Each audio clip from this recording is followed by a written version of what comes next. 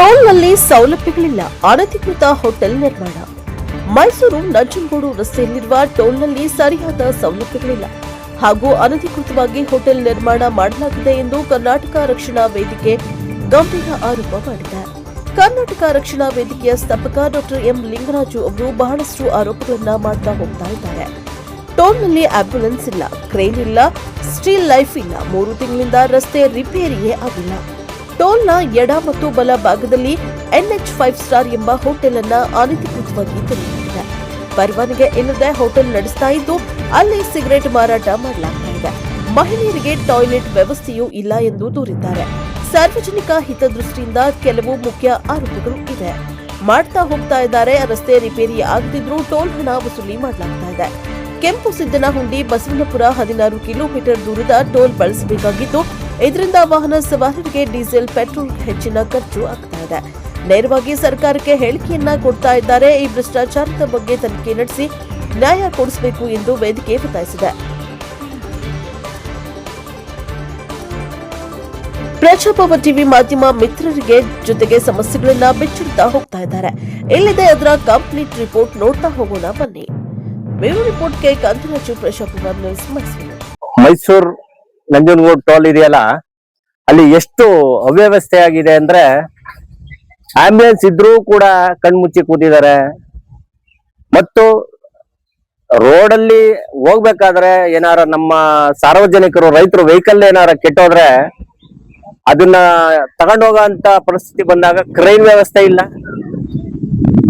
ಇವತ್ತು ಏನು ಟೋಲಿನಲ್ಲಿ ಎಷ್ಟು ಅವ್ಯವಸ್ಥೆ ಇದೆ ಅಂದ್ರೆ ಟೋಲ್ ಬಲಭಾಗ ಮತ್ತು ಎಡಭಾಗ ಎರಡರಲ್ಲೂ ಕೂಡ ಟೋಲ್ ಅವರು ಟೀ ಅಂಗಡಿ ಇಟ್ಕೊಂಡಿದ್ದಾರೆ. ಯಾವುದು NH ನೆಕ್ಸ್ಟ್ ಹೈವೇ ಅಂದ್ಬಿಟ್ಟು ಹೋಟ್ಲ್ ಇಟ್ಕೊಂಡಿದ್ದಾರೆ. ಅಲ್ಲಿ ಇವತ್ತು ಧೂಮಪಾನ, ಗುಟ್ಕ ಎಲ್ಲ ಮಾರ್ತಾ ಇದ್ದಾರೆ. ನೀವು ನೋಡಿ, NH ಹೈವೇ ಹೋಟ್ಲು ನೆಕ್ಸ್ಟ್ ಅಲ್ಲಿ ಅದ್ರ ಪಕ್ಕ ಶೌಚಾಲಯ ಇದೆ. ಆ ಶೌಚಾಲಯಕ್ಕೆ ಇವತ್ತು ಮಹಿಳೆಯರು ಹೋಗ್ಬೇಕಾದ್ರೆ ಅಲ್ಲಿ ಸಾರ್ವಜನಿಕರು ಧೂಮಪಾನ ಮಾಡ್ತಾ ನಿಂತಿರ್ತಾರೆ. ಅಲ್ಲಿಗೆ ಯಾವ ರೀತಿ ಮಹಿಳೆಯರು ಹೋಗ್ಬೇಕು? ಇವತ್ತು ಟೋಲ್ ಅವ್ರ ಏನ್ ಕಣ್ಮುಚ್ಕೊಂಡ್ ಕೂತಿದ್ದೀರಾ? ಅಧಿಕಾರಿಗಳು ಕಣ್ಮುಚ್ಕೊಂಡ್ ಕೂತಿದ್ದೀರಾ? ಏನ್ ಮಾಡ್ತಾ ಇದ್ದೀರಾ ನೀವು ಅಧಿಕಾರಿಗಳು? ಟೋಲ್ ಅಲ್ಲಿ ಸಿಗರೇಟ್ ಮಾಡಕ್ಕೆ ಅಂಗಡಿ ಇಟ್ಟಿದ್ದೀರಾ. ಇದು ನಮ್ಮ ಸರ್ಕಾರದ ಒಂದು ದುರ್ವ್ಯವಸ್ಥೆ. ಮತ್ತು ಇವತ್ತು ನಂಜನಗೂಡು ಬ್ರಿಡ್ಜ್ ರಿಪೇರಿ ಆಗ್ತಾ ಇದೆ. ಅಲ್ಲಿ ನಮ್ಮ ರೈತರು, ಸಾರ್ವಜನಿಕರು ಬರ್ಬೇಕಾದ್ರೆ ಸುಮಾರು 7 ಕಿಲೋಮೀಟರ್ ಬಳಸ್ಕೊಂಡ್ ಬರ್ಬೇಕು. ಅಲ್ಲಿ ಎಷ್ಟು ಪೆಟ್ರೋಲ್ ಹಾನಿ ಆಗುತ್ತೆ. ನೀವು ಆದ್ರೂ ಕೂಡ ಟೋಲ್ ಯಾಕೆ ಸಂಗ್ರಹಣೆ ಮಾಡ್ತಾ ಇದ್ದೀರಾ? ಟೋಲ್ ಸಂಗ್ರಹ ನಿಲ್ಸಿ, ಅದು ಬೇಗ ರಿಪೇರಿ ಮಾಡಿ. ಆಮೇಲೆ ನೀವು ಇವತ್ತು ಟೋಲ್ ಅಲ್ಲಿ ರಾತ್ರಿ ಹೊತ್ತು ಹೋಗ್ಬೇಕಾದ್ರೆ ನೋಡಿ, ನಾನು ಸುಮಾರು 15ರಿಂದ 1 ತಿಂಗಳ ಗಂಟ ನೋಡಿದೀನಿ. ರಾತ್ರಿ ಹೊತ್ತು ಯಾವುದೂ ಕೂಡ ಅಲ್ಲಿ ಸ್ಟ್ರೀಟ್ ಲೈಟ್ ಆನ್ ಆಗ್ತಾ ಇಲ್ಲ. ಲೈಟ್ ಇದ್ರೂ ಕೂಡ ಇವತ್ತು ಕಣ್ಮುಚ್ಚಿ ಕೂತಿದ್ದಾರೆ. ನಿದ್ದೆ ಮಾಡುವಂತ ಪರಿಸ್ಥಿತಿ ಯಾರ್ದು? ಟೋಲ್ ಅವ್ರದ್ದು. ಇಂಥ ವ್ಯವಸ್ಥೆ ನಮ್ಮ ಸರ್ಕಾರ ಇವತ್ತು ಇದನ್ನ ಕಣ್ಮುಚ್ಚಿ ಕೂತಿದ್ದೀರಾ. ಇದ್ರ ಬಗ್ಗೆ ಗಮನ ಹರಿಸ್ಬೇಕು. ಅಧಿಕಾರಿಗಳು ಎಚ್ಚೆತ್ಕೊಳ್ಳಿ. ಏನ್ ಕಣ್ಮುಚ್ಕೊಂಡು ನಿದ್ದೆ ಮಾಡ್ತಾ ಇದ್ದೀರಾ ಸ್ವಾಮಿ? ಟೋಲ್ ಅಲ್ಲಿ ಸಿಗರೇಟ್ ಸೇಯೋದು. ಆಮೇಲೆ ನೀವು ನೋಡಿ, ಆ ಹೋಟ್ಲು ಮುಂದೆ 100 ಬೈಕ್ ಇರುತ್ತೆ, 100 ಕಾರ್ ನಿಂತಿರ್ತದೆ. ಸಾರ್ವಜನಿಕರು ಯಾವ ರೀತಿ ಓಡಾಡ್ಬೇಕು? ಅಪ್ಪಿ ತಪ್ಪಿ ಅಲ್ಲಿ ಆಕ್ಸಿಡೆಂಟ್ ಆದ್ರೆ ಅದಕ್ಕೆ ಯಾರು ಹೊಣೆ? ಇದಕ್ಕೆಲ್ಲ ನೇರ ಹೊಣೆ ಯಾರು? ಅಲ್ಲಿನ NH ರಸ್ತೆಯ ಅಧಿಕಾರಿಗಳು.